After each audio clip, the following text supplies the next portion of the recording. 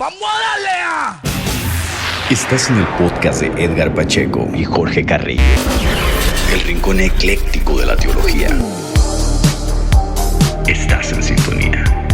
Bienvenido a Jesús no dijo eso.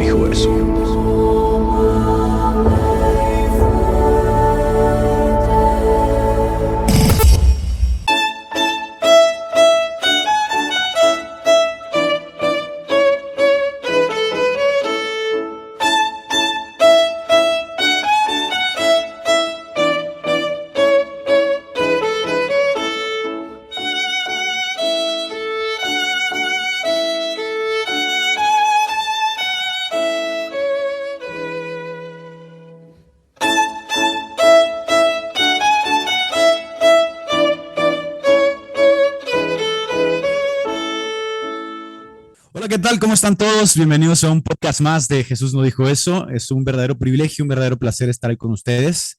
Así que los invitamos, como no, a que se preparen una tacita de café, se preparen por ahí el mate, se pongan cómodos, están trabajando, están por ahí manejando, están haciendo sus actividades, pues puedan disfrutar de este podcast que hacemos con mucho cariño, que preparamos en la semana para ustedes, para poder dialogar juntamente con ustedes en los temas que les agradan, ¿no? Que es la teología. Y vamos a hablar de un tema que es interesante, que es el fundamentalismo, por lo cual, pues me da el gusto de presentar nuevamente conmigo a mi amigo y mi hermano Jorge Carrillo. Jorge, ¿cómo estás? Hola Edgar, muy bien, gracias a Dios. Contento otra vez de participar de Jesús no dijo eso. Y bueno, vamos a meterle ahí. ¿Qué podemos Oye, hacer? ¿sabías que Bart Ehrman tiene un libro que se llama justo así? Jesús no dijo eso. Sí, de hecho leí ese libro completo y 2 veces lo leí, me encantó ese libro. Está bueno. Bastante polémico el libro, ¿eh? Sí, además cuenta el testimonio de él y que él era evangélico, que predicaba, que tenía una vida de fe y relata cómo va perdiendo su fe. Es increíble ese libro, la verdad que puede Creo que, cambiar a cualquier cristiano ese libro. fíjate que cuando yo estudié la vida de Ehrman, él dice que estudió al lado de William Craig. Pero a la par de ellos había otro personaje que se llamaba John Loftus, hoy es un ateo, y que fue discípulo de William Craig. En alguna ocasión, John Loftus retó a William Craig, retó a Mike Licona, y estos no quisieron debatir con él. Luego, en una de las pláticas que se tienen por acá de sobremesa con William Craig, uno de sus amigos dice que al único personaje que William Craig tiene miedo es a John Loftus, ¿no? A este muchacho, a este señor que fue discípulo de él. Quizá porque sabe todas las cosas que Craig dice, ¿no? O quizá porque le tiene respeto. Luego en alguna ocasión le preguntaron a William Craig qué pensaba de Loftus y él dijo algo que me pareció muy interesante. Dijo, yo no debatiría con John Loftus, dijo, porque fue mi discípulo y porque tengo la esperanza de que algún día él regrese y no quisiera endurecerle el corazón. Muy sabio, ¿no? El viejito Craig. Sí, Craig es un tipo muy grosso, yo lo respeto realmente. A mí lo que no me Ento- gusta de la apologética es, no vamos a hablar de la apologética, pero justo surge este no, tema. no, está bien de entrada, ¿no? De entrada para el diálogo. Claro, sí. Lo que no me gusta es la apologética de libreto que no tiene ideas y que en cierto sentido está relacionada con el fundamentalismo. Bueno, después podemos ver, ¿no? Pero Claro, claro. esa es la apologética que no me gusta, pero obviamente me gusta. Los grandes apologetas cristianos, inclusive los Santo Tomás, por ejemplo, era un apologista y no El nunca, gordito Santo Tomás. nunca te ves a escribir algo en contra de Santo Refiérete, Tomás, ¿eh? de ahora en adelante refiérete a Santo Tomás como el paquidermo angélico.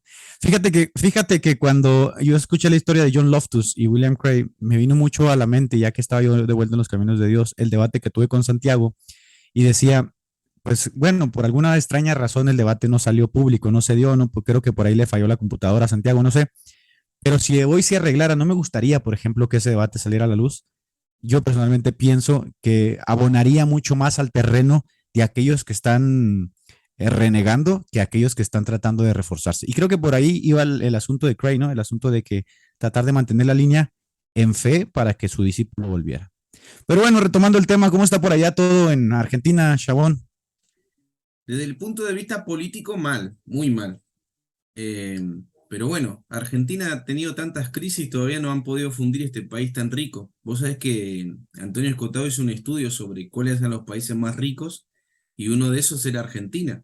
Por eso que no ha tardado Argentina en fundirse completamente, pero ahora me parece que va camino hacia su destrucción más grande. Esperemos que no. Pero Bueno, Argentina es pilar de los países sudamericanos junto a Brasil, luego México y Norteamérica, ¿no? Los países anglos. y sabemos que están por allá en una crisis económica. Por ahí está surgiendo un candidato que está haciendo mucho ruido, por acá nos llega también llamado Milei, algo así, ¿no? Ah, sí, sí, Milei, sí, el liberal Milei. este, Sí, sí. sí, que promete pues la salvación, ¿no? De Argentina a través del liberalismo económico. Bueno, ese es un caso Pero de fundamentalismo, por ejemplo. ándale, vamos, es lo que te iba a decir, que podemos hablar justamente de eso y irlo abocando, porque este tipo, junto con otros, pues se decantan justamente de, pues de esta visión muy particular, ¿no? De la economía que tiene como estos nexos también con la visión religiosa. Hoy vamos a tratar un tema, Chabón, que si bien ha sido abarcado desde diferentes visiones, pues nunca hay poco que decir de él, ¿no? Siempre como ahí como que está como para el tema de sobremesa, para disfrutarlo, etcétera.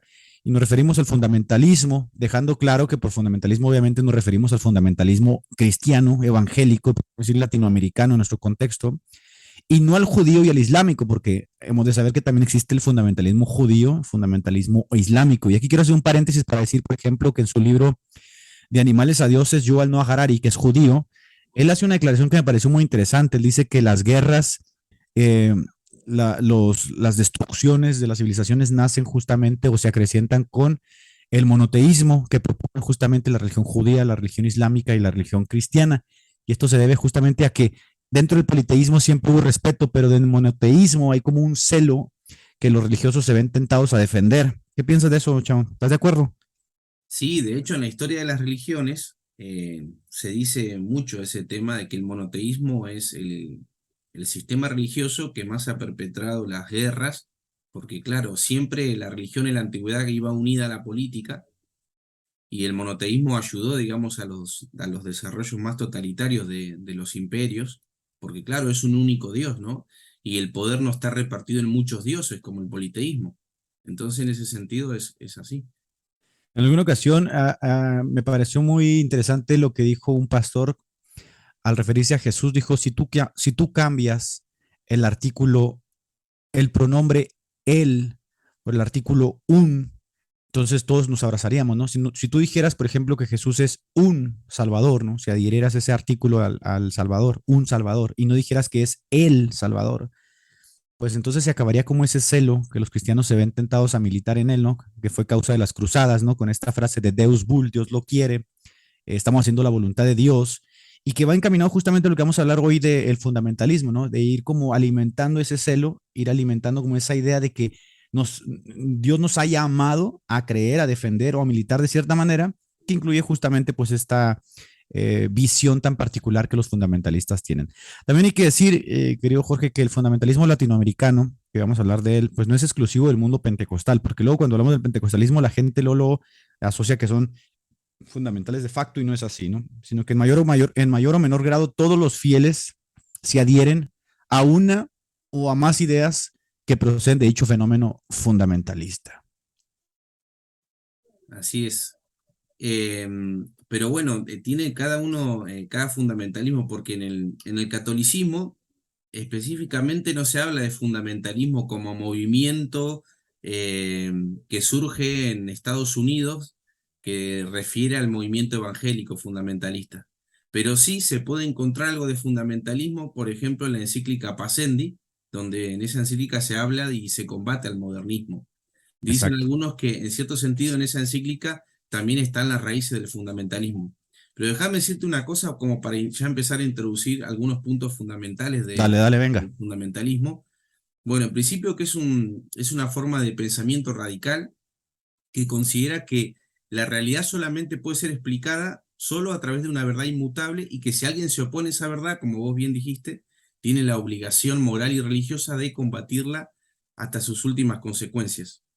Pero fíjate qué interesante es esto, porque el fundamentalismo, y hablando específicamente del evangélico, tiene la pretensión de acceder directamente al contenido de la revelación, prescindiendo de cualquier mediación teológica y cultural para ello. Y esto lo dejo en suspenso porque seguramente después vamos a hablar específicamente del fundamentalismo evangélico, y vamos a ver esa decisión que hace entre lo político y lo religioso, y cómo su proyecto, digamos, combina todas esas cosas para hablar de un cristianismo que se desentiende de la justicia social, de la política, etcétera, etcétera, ¿no? Claro. Pero el fundamentalismo específicamente de corte americano, como para circunscribirlo dentro de algo específico, se basa en 5 puntos, y yo quisiera que discutamos uno de esos específicamente. En Dale, primer dale. lugar, sí. Dale, dale, venga, venga. En primer lugar, la inerrancia bíblica es el primer punto. El segundo, el nacimiento virginal de Cristo. El tercero, la realidad histórica de los milagros. El cuarto, el sacrificio vicario de Cristo y la resurrección corporal. Y el quinto es la segunda venida en forma literal y física. Y tenemos que decir, como cristianos, hay cuatro de los cuales no debatimos y que los creemos por fe, que son los últimos los Así últimos es. cuatro, perdón. Pero El primero. el primero es el problema, que es la inerrancia bíblica que está basada, bueno, en un literalismo extremo. Me gustaría saber qué pensás de eso y que lo desarrollemos un poco, porque está muy relacionado al literalismo y bueno, y el movimiento parte de ahí, Para ¿no? empezar, me gustaría decir, para la gente que no sepa, que justamente de estos 5 puntos que se les conoció como los fundamentos, es que deriva justamente el nombre de fundamentalista. Es decir, para la gente que sostenía estos 5 puntos, que se Exacto. hicieron congresos y concilios para hacer como una cosmovisión más clara en cuanto a ellos, es que se les empezó a decir fundamentalistas y al principio pues el término no tenía una connotación peyorativa, ¿no? O sea, el término no se utilizaba para denostar a una persona, pero fue adquiriendo justamente esta connotación al pasar de los tiempos por esta radicalidad reaccionaria, ¿no? Que es la que estamos hablando ahorita, que fue teniendo al pasar de los años. Por ejemplo, Paul Tillich, tú sabes que fue un teólogo renombrado, refiriéndose justamente a esta línea conservadora, entre comillas, de la teología europea anglosajona, decía que había rasgos demoníacos, decía él, ¿no? Y la razón decía, es porque priva a la gente no solo del avance espiritual, sino del avance social. Y también es muy conveniente, ¿no? Él decía esto porque la teología liberal pues reflejaba las aspiraciones de una clase media ascendente y educada, pues que se ve insertado ya de forma correcta en el proceso de la modernidad. Entonces, si te das cuenta, hablando ya social o culturalmente, también el fundamentalismo se va a encontrar muy arraigado en las zonas periféricas, en las zonas decadentes, ¿no? De contenido Exacto. cultural, de contenido teológico, de contenido, pues sí, de cultura en general, ¿no? Y ahí se arraiga y como que es mucho más fácil para esta gente suscribirse a este tipo de reaccionarios fundamentalistas y darle para adelante. Entonces, de cierta manera, como decía Paul Tillich, sí priva a la gente como de avanzar espiritual y socialmente, pero por otra parte, ¿no? Decir también que la contraparte de eso, pues estaba haciendo como la teología liberal en Europa, a la cual ellos se veían como decididos a responder, ¿no? Decididos a responder y que era todo lo contrario de estos fundamentos que tú acabas de mencionar, que negaban los milagros, negaban la resurrección corporal de Jesús, y obviamente hubo como un choque, hay un choque. Pero el punto principal que tocas de mencionar de la inerrancia es muy interesante porque la mayoría de las iglesias evangélicas en la actualidad, si no en la práctica, en la teoría, se suscriben a la idea de la inerrancia, ¿no? De los congresos de Niágara y los congresos de Chicago, se suscriben a la inerrancia bíblica. Exactamente. Y la verdad es que hay que reconocer que los estudiosos de la inerrancia bíblica no admiten un solo tipo de inerrancia. Acá estamos hablando de lo que sería la inerrancia absoluta, que se distingue, por ejemplo, de la inerrancia plena. Vamos a definir un poco. La inerrancia absoluta predica que todo lo que se halla en la Biblia, ya sea de contenido histórico, científico, todo tiene que ser verdad y no puede haber error, y si hay alguna especie de discrepancia, hay que resolverla sí o sí. De hecho, cuando vos lees la Declaración de Chicago reconoce que hay ciertos problemas con el tema de la Biblia en estos datos, pero dice, de alguna manera hay que resolverlo. No, no lo resuelve, pero lo reconoce, pero no Así es. deja de decir que de todas maneras hay que resolverlo, ¿sí? Después está la inerrancia plena, que considera que la Biblia es inerrante, pero que esos datos bien pudieran estar circunscritos a los autores, a la cultura de los autores, ¿no? Por ejemplo, a Josué no se le podría culpar de que no sabía cosmología. O sea, Así es. lo que él dijo, lo dijo de acuerdo a la cosmovisión de su época. Y luego hay tipos de inerrancia parcial, por ejemplo, donde se dice que, bueno, que es inerrante todo lo que tiene que ver con lo religioso, con lo moral, con lo teológico. Entonces, no es un término unívoco el tema de la inerrancia.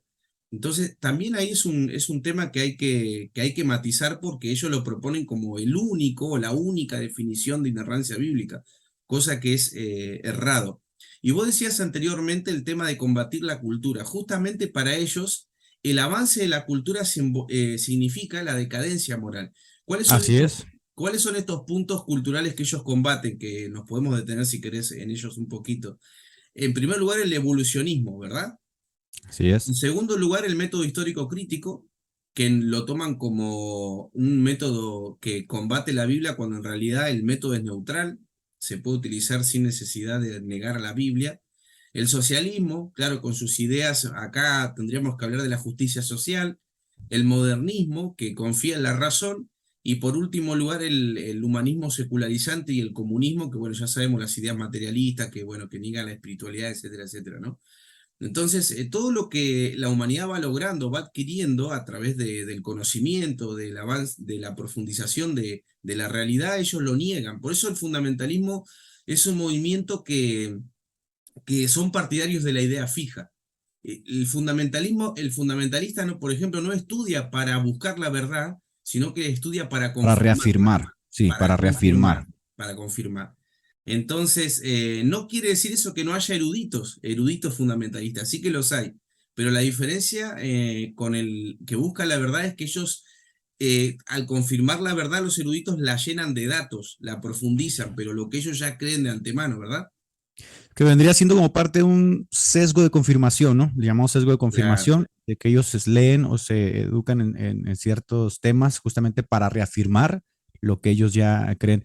Para poner en contexto a las personas, pues en el siglo XIX, en Europa, se gestaron una serie de movimientos que nosotros son ajenos a nosotros, es la realidad, ¿no? Y hay que decir también que en rigor a verdad, a nosotros la teología liberal tal como se gestó en Europa, a nosotros no nos llegó. Es decir, nosotros nos formamos en torno ya a un movimiento consolidado que es el movimiento fundamentalista y la mayoría de los misioneros que llegaron por acá a Latinoamérica fundaron ciertas iglesias con esa visión, ¿no? Entonces, cuando hablamos, por ejemplo, de los movimientos pentecostales, sí hay que decir que la mayoría de los misioneros o pastores pues se adhieren a esa visión. Pero los fundamentalistas anglosajones, los inarrentistas estadounidenses, se oponían específicamente a estos movimientos liberales europeos, ¿no? Lo que estaba sucediendo en Europa les aterraba, o sea, les parecía algo terrible, que terminó desembocando en la Primera Guerra Mundial. Mucha gente no logró insertarse en el contexto de la modernidad y se sentía como, no sé, como que le había atrapado este espíritu nihilista, no sabían qué estaba pasando, de repente la iglesia había perdido su poder, de repente las pequeñas poblaciones se habían convertido en estas grandes monópolis y luego no había como respuestas a lo que tú acabas de decir, ¿no? A la evolución, no había como respuestas claras a la alta crítica, etcétera, etcétera. ¿Qué pasó? Pues que mucha gente se sintió desalentada, se sintió desorientada y desembocó todo en la Primera Guerra Mundial en 1917, ¿no? De hecho, muchos dicen por ahí que marcharon gustosos a la guerra, una de las guerras más estúpidas que han existido, pero todo justamente por esta serie de movimientos que se gestaron. Entonces, los anglosajones de Estados Unidos responden a estos movimientos, Carrillo, responden a ellos a través de un movimiento reaccionario que nosotros conocemos hoy como el fundamentalismo y que nosotros lo vivimos sin saber, quizá, por qué nosotros creemos estas cosas, que yo creo que a muchos cristianos evangélicos de Latinoamérica les pasa, ¿no? Bueno, ¿por qué creo esto? ¿Por qué la ignorancia? ¿Por qué esto? ¿Y por qué otro cree esto y esto, etcétera? Se debe justamente a eso, ¿no? A ese golpeteo que existió en el siglo XIX entre los inerrantistas, entre los fundamentalistas y la teología liberal, los teólogos liberales. Solamente para contextualizar, ¿no? Probablemente algunas personas Y no la sepan verdad que de qué está carajo muy estamos bien. hablando. Y está Pero muy dale, bien. dale, venga. No, quería decirte para hablar de algo específico que se ha dado y que se suele dar en las iglesias evangélicas con respecto al evolucionismo, ¿viste?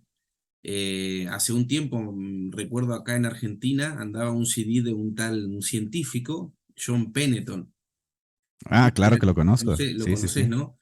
Sí, Que bueno, claro. que él combatía las ideas de la evolución y bueno, que al arca de Noé subieron los dinosaurios y bueno, todo el literalismo extremo, ¿no? Y vos sabés que yo andaba en la movida del fundamentalismo, o más que nada no me di cuenta, no me daba cuenta que era fundamentalista. De hecho, te digo que quien me sacó el fundamentalismo fue Justo González. Cuando empecé a Un leer a teólogo Justo, metodista, sí. claro, cuando empecé a leer a Justo González, claro, me di cuenta que había distintas formas de ver la verdad, distintas iglesias, distintos lugares, distintos cristianismos, y digo, no, pero entonces lo que yo creo no puede ser la única verdad. Y ahí empezó mi crisis respecto de esto, ¿no? Y, y bueno, entonces uno ve lo nefasto que es este concepto de la inerrancia bíblica aplicado de esta manera extrema al literalismo bíblico que obliga a convertir al texto sagrado en un libro de ciencia, en un libro de geografía, y reduce su aspecto más importante que es su teología, ¿no? Y su espiritualidad. Y prueba de esto es cuando vos ves cómo estudian la Biblia, por ejemplo, los fundamentalistas. Una de las cosas que hacen, en primer lugar, es prescindir de los géneros literarios. Así Al es. prescindir de los géneros literarios, no conocen las reglas concretas para interpretar un texto. Entonces, aplican todo lo que traen de afuera.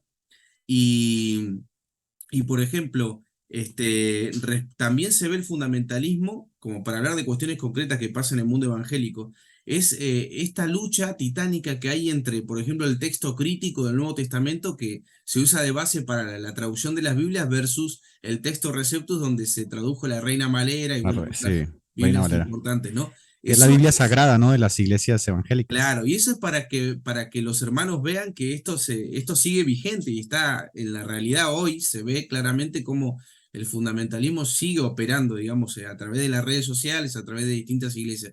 Y cuando la gente empieza a estudiar en un instituto y, por ejemplo, se da cuenta que los evangelios son anónimos, se sorprende de una manera increíble, ¿no? Y Claro. empiezan a sacar, digamos, teorías de la galera, como, no sé, no, pero no puede ser que no sea Mateo, porque Mateo estaba tomando nota cuando Jesús hacía las cosas, ¿no? Porque eso le relatan en las iglesias, ¿no? Eh, Sí. en algún sentido vos una vez lo dijiste, tiene un aspecto positivo, que es el tema de conservar y tener cierta línea en las iglesias, defender algo. Es un movimiento reaccionario que intenta defender y conservar algo para que la gente, digamos, no siga cualquier idea, pero al final termina siendo nefasto porque no permite a la gente abrirse a la verdad. No sé si vos compartís eso. Fíjate que cuando yo estudié en el seminario bíblico, mis primeros 3 años, recuerdo que llevamos justamente la clase del texto crítico, que por cierto estoy leyendo el texto crítico de Piñero, ya es que te ha comentado, se me hace muy bueno, muy enriquecedor. Y el profesor de teología sistemática fue muy enfático, pero te lo presentan así como algo demoníaco, así como algo diabólico. Claro, Cuando hablaban así de la alta crítica, del texto crítico, ellos decían justamente que no nos metiéramos para nada ahí, o sea, que eso era algo terrible, que era algo casi, casi como del demonio, ¿no? Y cuando vas creciendo y vas investigando y estudiando por tu propia cuenta, pues te das cuenta que no es tan así, ¿no? O sea, que como tú dijiste, es algo neutral y que tú puedes utilizar justamente para el enriquecimiento de tu propia fe y de tus propios estudios. exactamente. Lo que pasa es que estos movimientos tienen este sentido de orientación, de pertenencia, que al fin de cuentas, pues dotan de credibilidad al movimiento y sobre todo que al ser tantas personas que lo asumen, dices, no puedo estar equivocado, no puede ser que todos estemos equivocados y solamente Carrillo tenga la verdad, ¿no? Lo que pasa es que resulta que es como un movimiento tan paternalista, o sea, que es un movimiento que dicta los patrones de cómo vivir, cómo pensar, cómo hacer. El rebelde siempre va a ser el que se sale por la tangente y dice, no, yo quiero estudiar por mi parte, quiero darme cuenta de las cosas, ¿no? Y entonces le dicen, no, pues es que tú eres un rebelde, tú eres Un te estás liberal. volviendo ateo, un liberal, eres un liberal, o sea, tienes unas ideas muy disparatadas, etcétera. Pero se debe justamente, lo único que está haciendo es salirte de ese paternalismo, o sea, y empezar a investigar por tu cuenta. Y del fundamentalismo, pues hay muchas ramificaciones que van desde la teoría, de lo que vamos a hablar de este sentido erudito, hasta la práctica de los fieles, de los creyentes que se ven envueltos justamente pues en esta dinámica tan rara que el pastor les dictamina, ¿no? De pues la falda, el velito, o la música, o el altar, todo este tipo de cosas forman parte también de esta visión de fundamentalismo que tiene por fin pues orientar a la grey a través de esta visión tan particular, ¿no? Mirá, justo tocaste ese tema y te quiero decir un par de cositas respecto de cómo se concreta el fundamentalismo en la iglesia evangélica.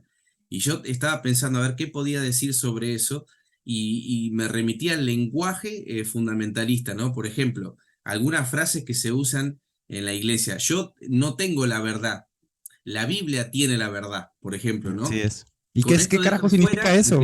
¿eh? ¿Y qué carajo significa? O sea, cuando ya le preguntas a Claro, alguien qué significa eso, ya claro, no con hay esto. respuesta, pues. Exacto, con esto deja fuera el que piensa distinto de él y expone a la persona como opuesta, ¿no? Al pensamiento de la Biblia y no a él. Esto es como una especie de escapismo. Otra frase, mira, nosotros representamos la sana doctrina. Vos le preguntás, ¿cuál es la sana doctrina? La La de que ellos. dice la Biblia. Pero la Biblia está sujeta a diversas interpretaciones. No, la Biblia tiene una sola interpretación. Es un argumento circular, porque vos le decís, entonces Sí, la claro. interpretación es la tuya. No, la Biblia tiene la interpretación. Bueno, entonces es muy difícil realmente. Cuando una de estas personas dicen, yo me remito a la Biblia, lo que la Biblia dice, en realidad lo que no te está diciendo es que se remite a la interpretación que Exactamente. particular y que él tiene de la Biblia. Y cuando lo haces a nivel macro, a la institución o a la asamblea en general, se remite a sus propias interpretaciones, ¿no? O sea, entonces, cuando ellos hablan de interpretación o cuando ellos hablan de la Biblia, de que la Biblia tiene la verdad y que ellos se guían por la Biblia y que la Biblia es la última regla de fe y de conducta, en realidad están diciendo, o lo que no te dicen es que ellos se guían por la interpretación particular que tienen de la Biblia. En última instancia, es como una suerte de deidificación, o como que deifican al libro y en torno a ese idealismo, edificación del libro, fundan su movimiento y orientan a la gente, ¿no? Fíjate que estaba leyendo ahorita el libro de Karen Armstrong de los orígenes del fundamentalismo y hay una parte muy interesante. Tú sabes que pues, desde el siglo XIX en Norteamérica vinieron una serie de llamados avivamientos, ¿no? Que tú sabes que la frase puede ser muy conocida, es muy conocida la frase para todos nosotros, que viene siendo más o menos como un resurgimiento de la vida espiritual y que viene siendo como una vuelta a la vida espiritual, la confesión de pecado, etcétera. Bueno, ella cita a Charles Barkestone, que era un erudito presbiteriano, y dice que todos estos movimientos de avivamiento no eran sino psicosis colectiva del miedo que se produce justamente dentro de los mismos movimientos fundamentalistas, ¿no? De estar asusando constantemente la segunda venida de Jesús, ¿no? El pecado, o sea, y todo este tipo de cosas, dice, crean en la psique, sí, en el colectivo, este sentimiento de psicosis, este sentimiento de neurosis colectiva que se propaga de tiempo en tiempo. Entonces, de tiempo en tiempo en una congregación y pum, explota esa neurosis y luego se propaga, ¿no? Se propaga como se propagan todas las psicosis. Dice, y lo llaman avivamiento. No, me parece bien interesante porque pues los avivamientos nos han dejado muchas iglesias. Como tú sabes, el pentecostalismo nace justamente de un supuesto avivamiento en la calle Azusa, ahí en Los Ángeles. Pero también, por ejemplo, Jonathan Edwards tuvo sus avivamientos, Whitfield tuvo sus avivamientos, Wesley tuvo sus avivamientos, Charles Finney tuvo sus avivamientos. ¿Qué podríamos decir de eso, no? Porque también eso es en el contexto en mayor o menor grado del fundamentalismo anglosajón. ¿Tú qué piensas de eso? Sí, lo pienso históricamente hablando como un pensamiento reaccionario de lo que venía el liberalismo, que era muy racionalista. Se necesitaba, digamos, un avance en la espiritualidad, se necesitaba eso, digamos, me parece positivo. El problema que yo le veo a ese tipo de movimientos y que está vinculado con un punto importante del fundamentalismo es que es la irracionalidad y el voluntarismo que hay dentro del fundamentalismo. Es decir, no se pone, digamos, adelante la inteligencia, sino la voluntad. Y que eso es justamente la característica que tienen los movimientos reaccionarios y radicales, que no se dejan llevar por la inteligencia, sino por la voluntad.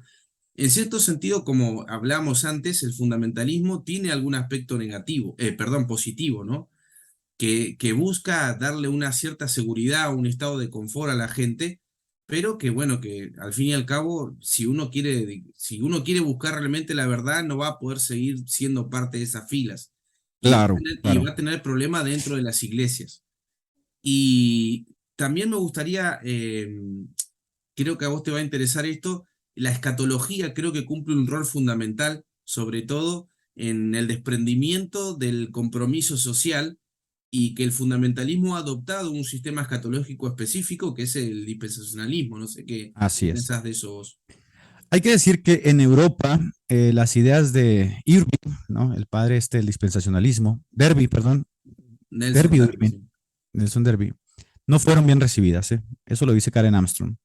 Pero en América, cuando él vino a predicar a América, fue todo un éxito. Fue un éxito tremendo. Y eso se ve justamente al contexto en el que se encontraban los norteamericanos.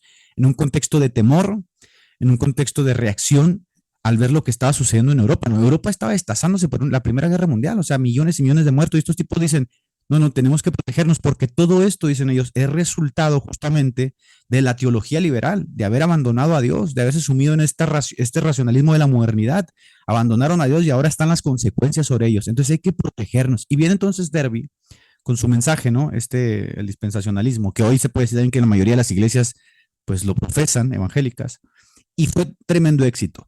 Lo que ayudó mucho a Derby, y que creo que también lo sabes, es que los grandes empresarios estadounidenses inyectaron muchísimo dinero para el comentario de la Biblia Scofield, para las Esa es la conferencias. clave. Sí, y inyectaron tanto dinero, ¿no? Que se repartían folletos, volantes, revistas, Biblias. Entonces se volvió casi el comentario de Scofield como una segunda Biblia.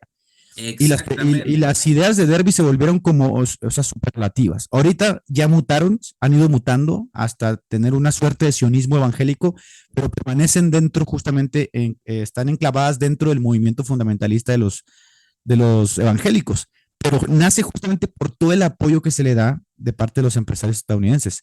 Podemos decir, por ejemplo, que si nosotros tuviéramos el capital para inyectarle a la teología latinoamericana, quizá tendríamos una base fuerte, ¿no? De la teología de la liberación, pero pues no fue así, ¿no?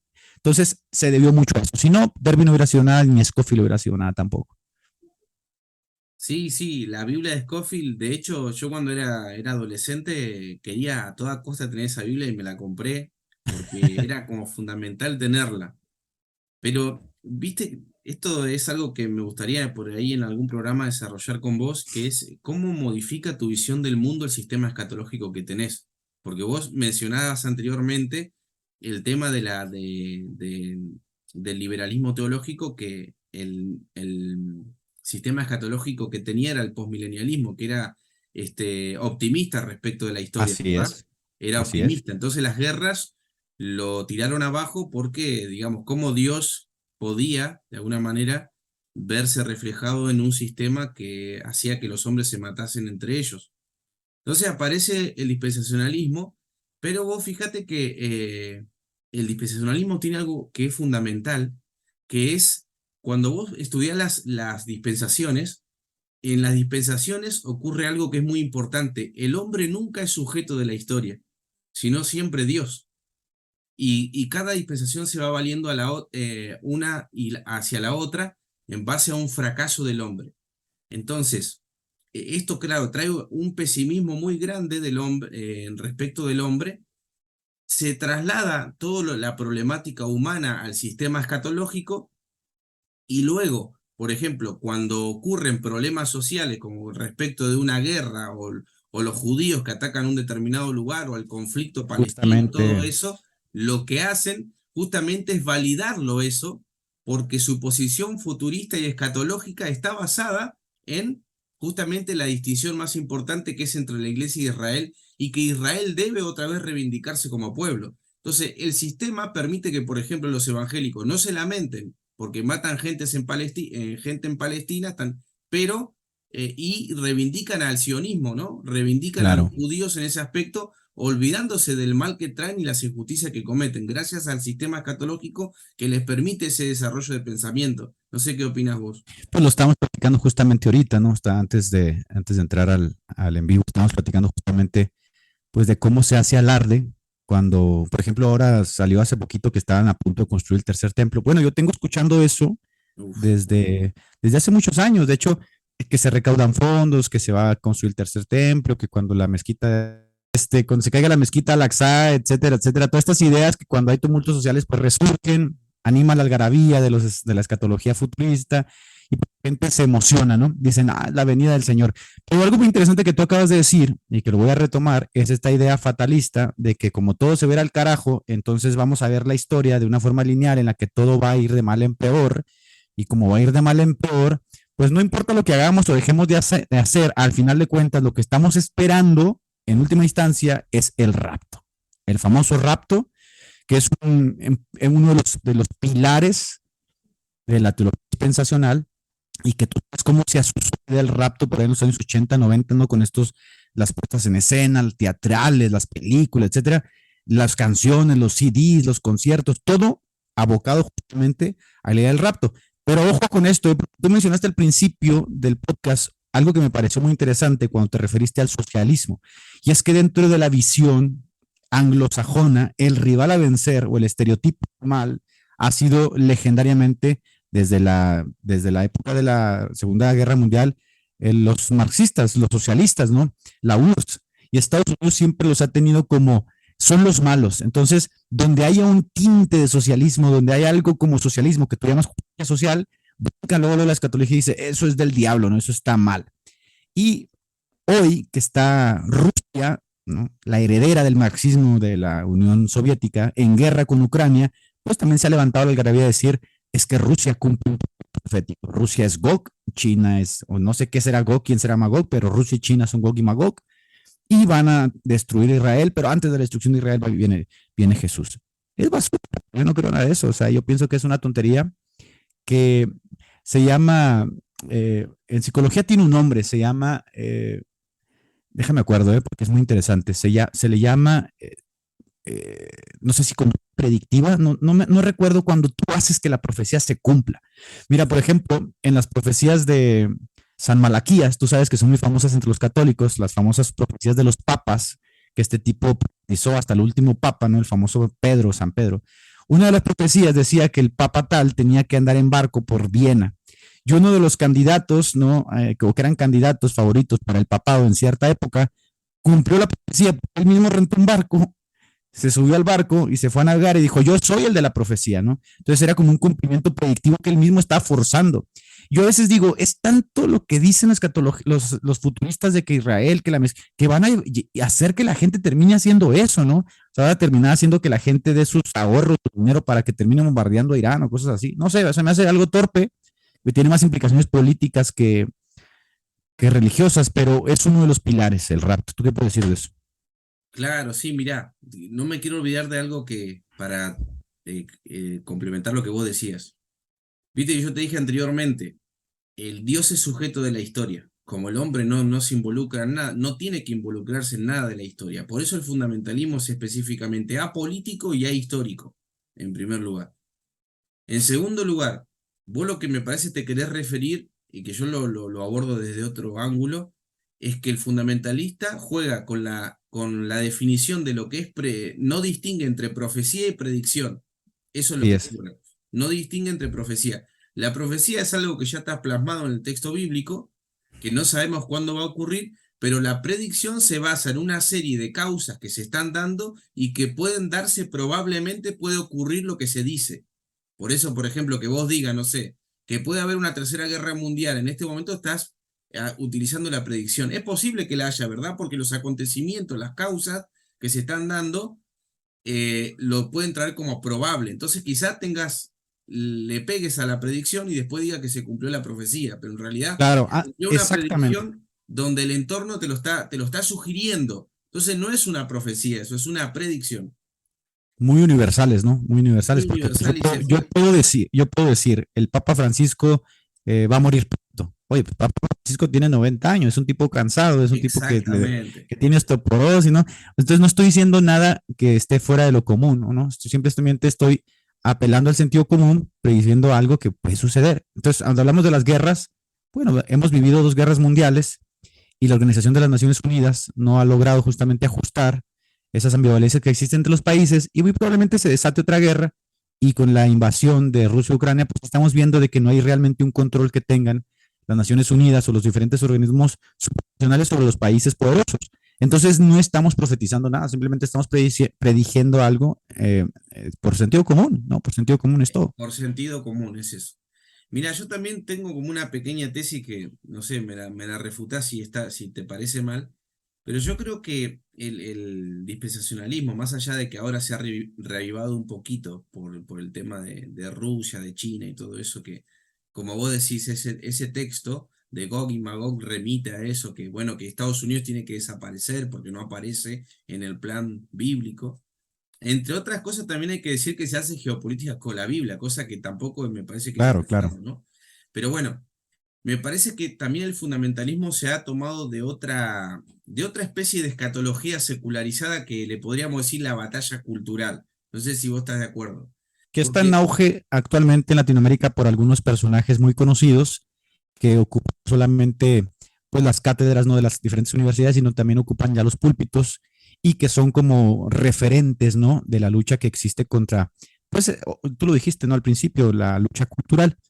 Que en rigor a verdad, mira, como yo como cristiano me adhiero a ciertos principios, obviamente, morales, yo podría decir, bueno, estoy de acuerdo con lo que él dice, ¿no?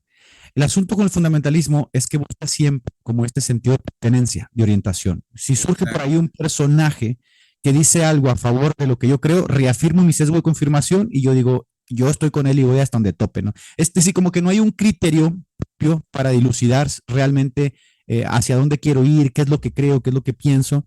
Y eso se debe, como decía Paul Tillich, a que los fundamentalistas en general surgen de entre las clases bajas y buscan ese sentido de orientación en 2 o 3 ideas no generales. Por ejemplo, acá tenemos el rapto, la batalla cultural y el acabose de Occidente, por decirlo de alguna manera, ¿no? Pero esas cosas las puede cualquiera. El problema con ellos es que se basan en esas 3 ideas generales para formar toda una comunión, todo un movimiento, ¿no? que vive justamente viendo estas ideas como que se van a cumplir ya, ¿no? A la brevedad. Claro, claro. Y yo le digo escatología porque de alguna manera la batalla cultural busca instaurar el reino de Dios y conservar el cristianismo. Pero el modo de ser de esta batalla es, vos fíjate que es concentrar las fuerzas en algunas ideas, pero no en acciones propias del cristianismo, como por ejemplo la caridad o el evangelismo, que en Exacto. cierto sentido es la verdadera batalla cultural. Esta nueva modalidad permite al cristiano seguir operando mediante lugares que finalmente no propician el crecimiento del cristianismo, sino la beligerancia por medio de redes sociales y otras formas, ¿no? Y de esta manera también, como ocurre con el dispensacionalismo, intentan desentenderse de los verdaderos problemas que azotan al cristianismo. Y esto lo charlaba mucho con Burgueño, que él, viste, está en un movimiento, en un barrio marginal, donde ahí se da la verdadera batalla, ¿no? Darle de comer al pobre, Claro. evangelizar en el mundo intelectual, si querés decirlo de esta manera. Sin embargo, vos decías anteriormente, buscan un sentido de pertenencia. Agustín Laje, Márquez, bueno, otros personajes que andan dando vuelta por ahí, ya esos son los mesías, ¿no? Los referentes. Los referentes de esta nueva escatología secularizada que levanta el Mira, tiempo. mencionamos ahorita que nosotros nos adherimos a ciertos principios morales y obviamente sentimos como afinidad a ciertas cosas que el AGE o estas personas pueden decir, por supuesto. Exacto. Pero mira, te voy a dar un ejemplo que es contrario a esta visión, ¿no? De decir, bueno, yo estoy de acuerdo con la AGE en algunas cosas que él dice. Por ejemplo, John Hagee, que es uno de los promotores del sionismo evangélico en Estados Unidos, uno de los más fuertes, de decir, yo apoyo a Israel, que está bien, ¿no? Si tú amas a Israel y lo que tú quieras, un respeto, o sea, eso es muy respetable. Al final de cuentas, todos nosotros tenemos ideas que a otros le puedan parecer fanáticas o estúpidas o yo qué sé, ¿no? Pero este tipo pasa de decir, yo amo y apoyo a Israel, a decir, manden sus recursos monetarios para poder hacer que Israel tenga armas, aviones de última tecnología para que pueda defenderse o atacar a Irán. Yo digo, ahí ya se corrompe uno de los principios del cristianismo desde mi punto de vista, en el que pasas de ser un pacificador a llevar directamente a buscar la guerra como forma para legitimar lo que estás diciendo que crees, ¿no? Como lo que acabamos de decir, predecir lo que dices que crees. Entonces yo digo, hay una línea como muy delgada en los fundamentalistas en la que pasan de decir, creo esto, a militar, ¿no? Golpeando, atropellando, desdibujando esa línea armoniosa, y ahí es donde se torna la palabra como con esta connotación peyorativa, ¿no? El fundamentalista, entonces ya lo ves como, este tipo es fundamentalista, ten cuidado con él, porque es muy radical, es muy reaccionario, muy reticente a cambiar de opinión, y se debe justamente a esto, ¿no? O sea, que brincan la línea de repente y pasan de decir amo a un pueblo como Israel a decir hay que matar a iraníes, hay que matar islámicos, hay que matar rusos, ¿no? Porque son socialistas, marxistas, porque son terroristas. Yo digo, a ver, espera, es que no va con el pensamiento de Jesús, no va con la retórica de Jesús. Cuando veo, por ejemplo, a John MacArthur, que una cosa rara, que también es dispensacionalista, en el Siendo capítulo de Larry reformado. King, sí, dice, ¿no? En el capítulo de Larry King diciendo que es lícito que Estados Unidos vaya a bombardear Irak. A ver, en Irak hubo más de 2 millones de muertos. Entonces, cuando dices es lícito, Dios aprueba que mueran 2 millones de personas a través de la guerra, de bombardeos, del capricho de un presidente, yo digo, no, yo no voy con esa visión escatológica, aun si ellos me mostraran las perlas de la Virgen, yo no voy con ello, ¿no? O sea, si tú quieres militar a través de un movimiento así, pues no simplemente no lo respaldes con la Biblia, porque es justamente lo que decías al principio, piensa en la Biblia para respaldar movimientos que están fuera de todo orden, ¿no? O sea, fuera de toda razón. Y es por eso que se ganan el mote de fundamentalistas en un sentido negativo. Claro, porque si bien yo dije que el movimiento fundamentalista es apolítico y ahistórico en el sentido formal, al final terminan teniendo una posición política. Por ejemplo, en Estados Unidos, claro, Dios tiene que instaurar su reino y se tiene que valer de una nación, Edgar, para hacerlo. Y Claro. esta nación, como decía Bush, es Estados Unidos. Y a través de Estados Unidos vamos a traer el reino de Dios.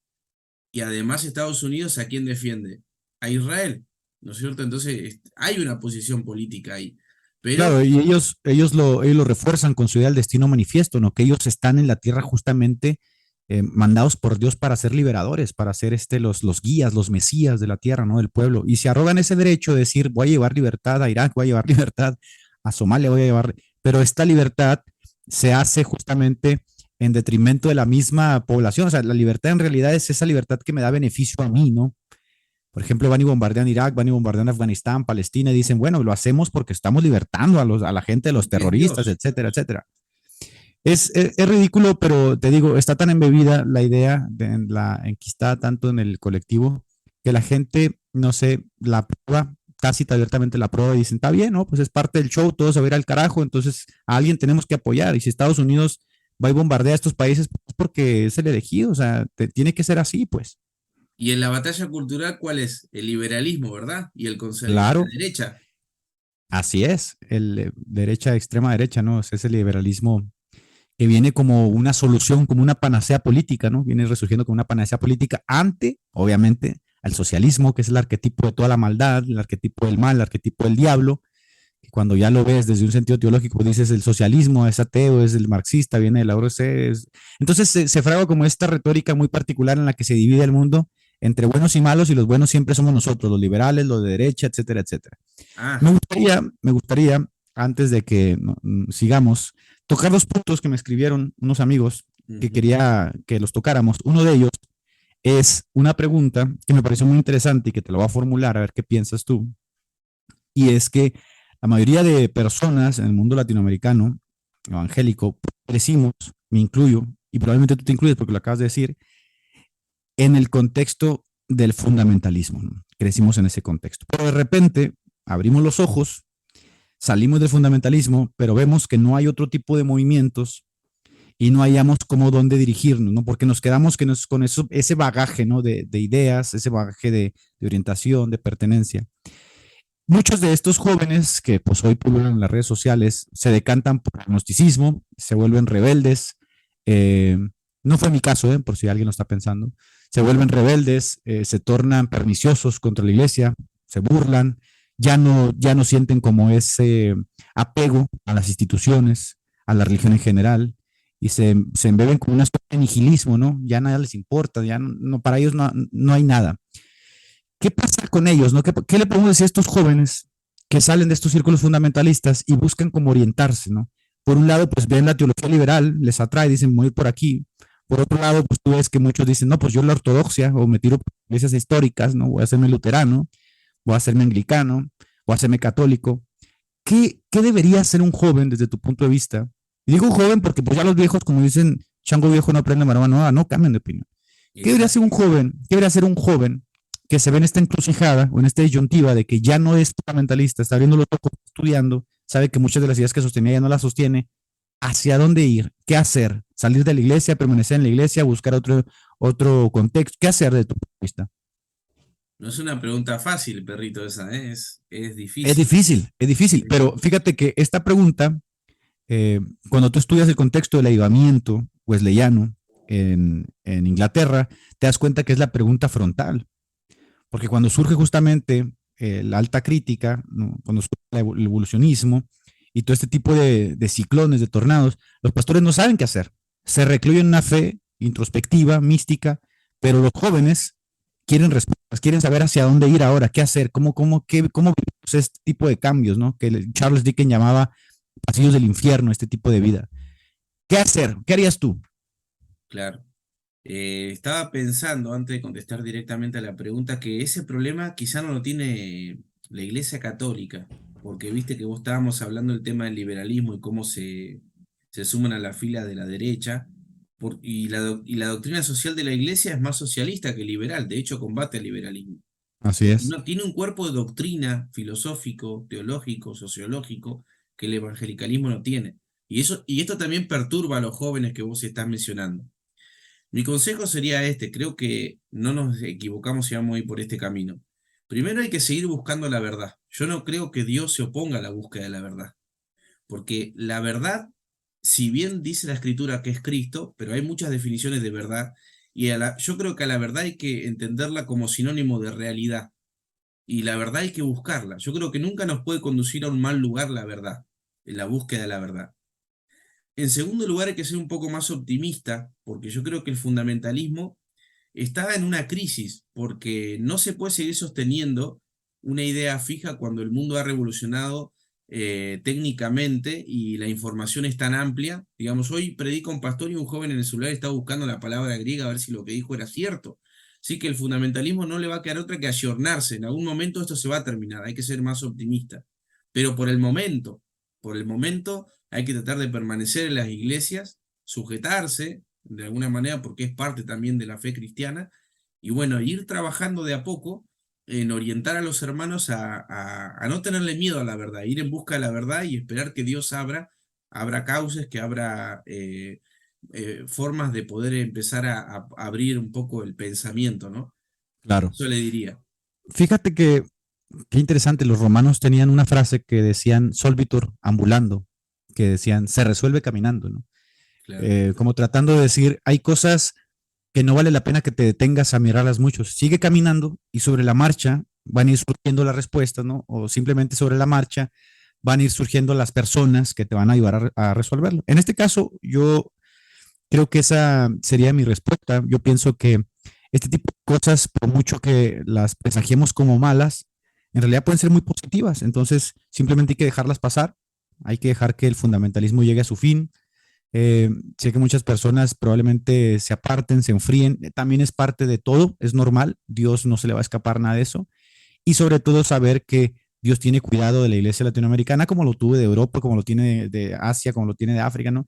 Entonces, lo que está sucediendo actualmente con toda esta revolución cultural, cibernética, de conocimiento, es inevitable que traiga también movimientos, ¿no? De masas, de ideas, de conciencias, que no se pueden detener. O sea, por mucho que tú te opongas por esta dura cerviz conservadora, no decir, es que no quiero que cambie, ¿no? Va a cambiar, no va puedes a hacer cambiar. nada. Entonces hay que dejar que sobre la marcha Dios mismo se vaya encargando de decirnos u orientándonos para dónde tenemos que ir. Y seguir así, ¿no? En las iglesias, con la idea sana, positiva de saber que Dios tiene el control. De otra manera, pues te vas a ahogar con ese nihilismo, decir a la fregada, ¿no? O sea, ya no creo en esto, ya no creo en aquello, pues me voy al mundo. No, tranquilo, no pasa nada. O sea, si ya no crees en esto y no crees en aquello, es parte de todo ir cambiando de opinión, ir remodelando el pensamiento y sobre todo nosotros, que somos unas naciones muy jóvenes, con un cuerpo de iglesias muy jóvenes, que tienen mucho que aprender y que obviamente tenemos mucho que trabajar. No le puedes exigir tanto como le puedes exigir a una iglesia legendaria como la católica, ¿no? Que tiene pues, 2000 años. Iglesias protestantes evangélicas son jóvenes, no tienen más de 200 años, tienen que ir aprendiendo sobre la marcha, como decían los romanos, orbitur ambulando, sobre la marcha caminando, y es normal que en la marcha haya tropiezos, haya caídas, pero es parte de todo, ¿no? Es parte de todo. Otra cosa que te quería comentar, y creo que lo viven más de cerca, más que en el área teórica, los evangélicos, son todas estas ideas de no toques, no palpes, no gustes, no mires, no hagas, que se vienen fraguando a través de las décadas como parte de la santidad, ¿no? No escuches música secular, dicen. Por ejemplo, a mí me gusta, me encanta de Bussy, me encanta Chopin, me encanta esa mentada música secular, me gusta mucho.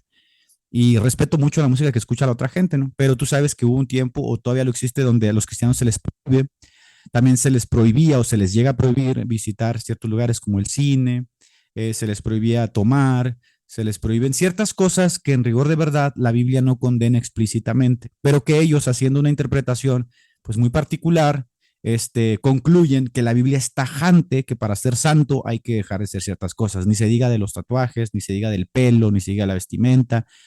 ¿Qué opinas tú de eso, no? Porque todavía se sigue perpetuando en muchas iglesias y que es el modelo moral de la santidad en muchas iglesias. Te asiste la sabiduría, perrito. Por ahí va la cosa. Mirá, también hay que verlo en cierto sentido desde el punto de vista que mencioné antes, porque vos fíjate, vos mencionaste el tatuaje. El tatuaje es un adorno, es algo que se hace en el cuerpo. Ajá. Tenés un demonio adentro, por eso te lo hiciste. No, Dos, perdón. Dos. dos, Ah, dos tenés.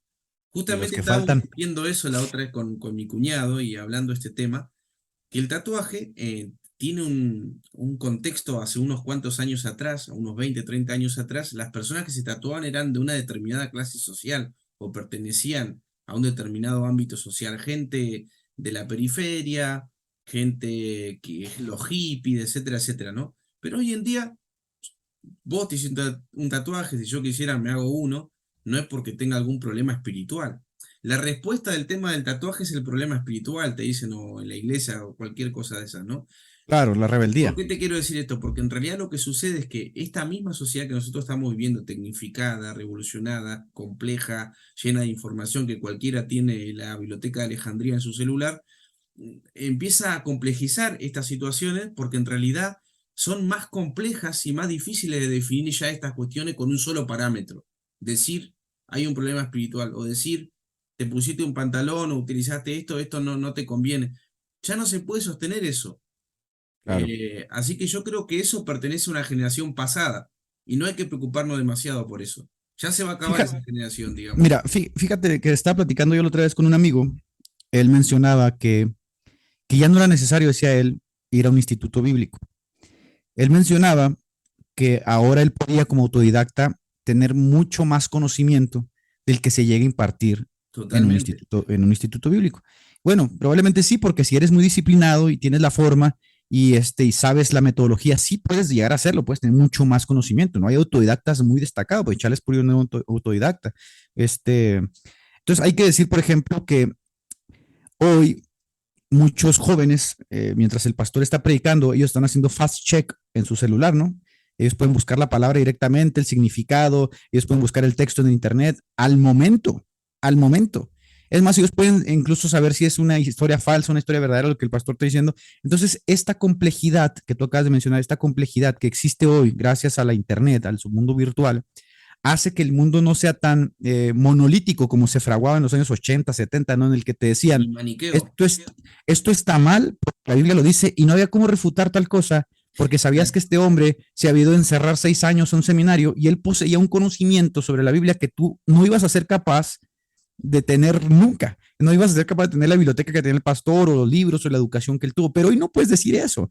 Hoy no puedes decir simplemente eso porque muchos de estos jóvenes tienen mucho más ímpetu, mucho más hambre y mucho más capacidad para conocer y asimilar cosas que realmente pastores viejos ya no pueden. ¿Me entiendes? Entonces, este fenómeno de monolítico, de decir las cosas son así porque la Biblia la dice, también creo que ya no se ajusta a este nuevo paradigma en el que estamos entrando, ya o que ya estamos muy entrados, que hace justamente que no se puede decir que esta es una respuesta fácil y contundente. Por ejemplo, si tú dices que los tatuajes son el demonio, yo te diría, bueno, y los cristianos coptos que se tatúan tienen demonios todos. Vas a Claro. hacer una diferencia entre los cristianos coptos y un cristiano americano simplemente porque tú hiciste una interpretación particular de un texto de Deuteronomio levítico, pero que en este caso no aplica a los coptos porque la cultura es diferente. Entonces, es como mucho más complejo, ¿ves? Es mucho más complejo. Por ejemplo, creo yo que se ha creado como un estereotipo o que se viene creando un estereotipo desde los años 60, que fue todo el boom, ¿no? De la música, las campañas evangelísticas de los evangélicos. Un estereotipo que consiste justamente en una personalidad muy particular, un hombre con traje que carga una Biblia bajo el brazo, rasurado, sí, porque la barba, hay que decir que en muchas iglesias no se permite, rasurado, con un celo evangelístico muy propio, ¿no? Y que es como el estereotipo perfecto del hombre santo, no escucha música más que alabanzas. Obviamente no podemos decir que fuma o toma, porque eso ya sería, estamos hablando de palabras mayores, y siempre es muy propio, ¿no? Esta idea de santidad que se ha perpetuado, ¿crees que si se quita de repente haga daño a la iglesia? Yo personalmente creo que no. Creo que no va a hacer daño a la iglesia. Al contrario, creo. Sí, decime. Mira, es que por ejemplo, platicaba yo con un pastor que mencionaba que a él le causa mucho choque que algunos jóvenes se suban a predicar a los púlpitos con jeans, con remeras, tú le dices remeras, no playeras, dicen, y que Sí. para él es un choque muy fuerte porque es un lugar sagrado, dice él, y la ropa pues representa algo. ¿Tú qué piensas de eso? Bueno, también hay que ver, no sé, si subís a predicar con una musculosa, digamos, es como un poco irreverente. Hay que tener un poquito de sentido de pudor sentido del pudor y sentido común, ¿no? Tampoco vas a subir con chancletas, ¿no? Claro, claro. Pero esas cuestiones que en el fondo son legalistas, muchas veces se presentan como verdades absolutas dentro de las iglesias, hay, hay que irse con cuidado, digamos. Creo que no tiene razón en el sentido de que no se pueda predicar con remera. Si la remera es decorosa, está limpia, y no le veo ningún problema a eso. Pero bueno, también hay que tomar muchas veces de cosas buenas que hay en el fondo de la vestimenta, por ejemplo, de la gente que va con traje, que no debería imponer el traje, pero también el traje está mostrando un cierto respeto, ¿no? Claro. Bueno, de orden, qué sé yo, que no son cosas que hay que abandonar, no hay que irse por las ramas tampoco, ¿no? No es una cuestión de desorden, es una cuestión bueno, que me da lo mismo todo. Hay que tener un poco de sentido Yo cívico, creo, no hay que abandonar yo, eso. yo creo que nuestra generación, como una generación disruptiva, ¿no? Que rompe los moldes de la generación pasada, tiene que llegar a un punto de equilibrio. El O punto sea, medio. creo que al principio es normal que en esta rebeldía de decir, ya no quiero estar sujeto bajo el yugo de la generación pasada que gobernó, bajo su modelo y paradigma, que se da a todos los niveles, a nivel empresarial, a nivel laboral, a nivel eclesiástico, espiritual, político. Creo que en esta ser disruptivos sí suelen ser muy chocantes, ¿no? Muy chocantes porque están tratando de desaprender, ¿no? De quitarse todas esas ideas.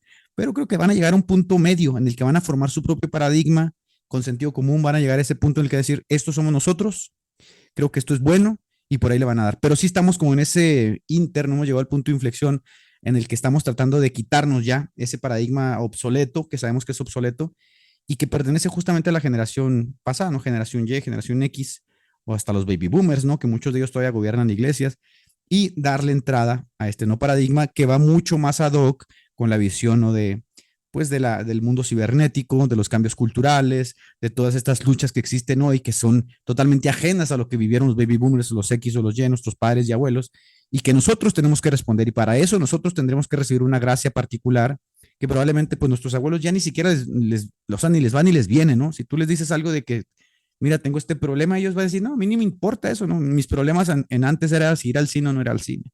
Nuestros problemas son mucho más complejos. Entonces, recapitulando, querido Jorge, ¿qué podrías decir para recapitular y cerrando este podcast de Jesús no dijo eso tan interesante el día de hoy?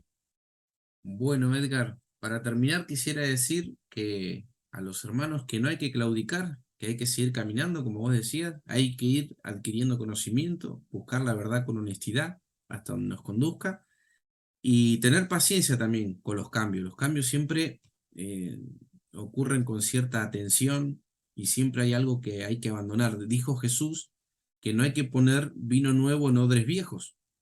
Claro, Entonces, lo que hay que guardar es lo sustancial e ir cambiando lo accesorio. Y para esto se necesita sabiduría. Entonces, hay que estudiar, hay que profundizar la escritura, hay que profundizar la historia, al hombre, hay que estudiar al hombre, hay que dejar esas ideas. También no podemos tocar otro día, otro programa del tema de la depravación total, todo eso, ¿no? Que también claro. arruina la posibilidad de conocer muchas cuestiones del hombre que son importantes. Y bueno, eso les diría a Edgar, que no se desanimen, que no abandonen sus iglesias, que no dejen de ser responsables, que la libertad va con la responsabilidad y que bueno, que hay que echarle milla para adelante. Muchas gracias, Jorge Carrillo. Ha sido un placer, un gustazo estar hoy nuevamente contigo en un podcast. Les pedimos a las personas que les guste este contenido, que se suscriban a nuestras redes sociales, por ahí el canal de Cultura Teológica, donde estás compartiendo también nuestros podcasts. Eso no dijo Kant, también por ahí en YouTube, en Spotify, en Facebook, nuestros perfiles personales, pueden ahí contactarnos. Darle like, compartir el contenido, pues es muy grato para nosotros, porque nos motiva a seguir haciendo contenido, a seguir estudiando, a seguir compartiendo con ustedes. Y para mí ha sido un verdadero privilegio. Un abrazo hasta Argentina, nos vemos el próximo programa. Hasta luego. Un abrazo, tío, nos vemos.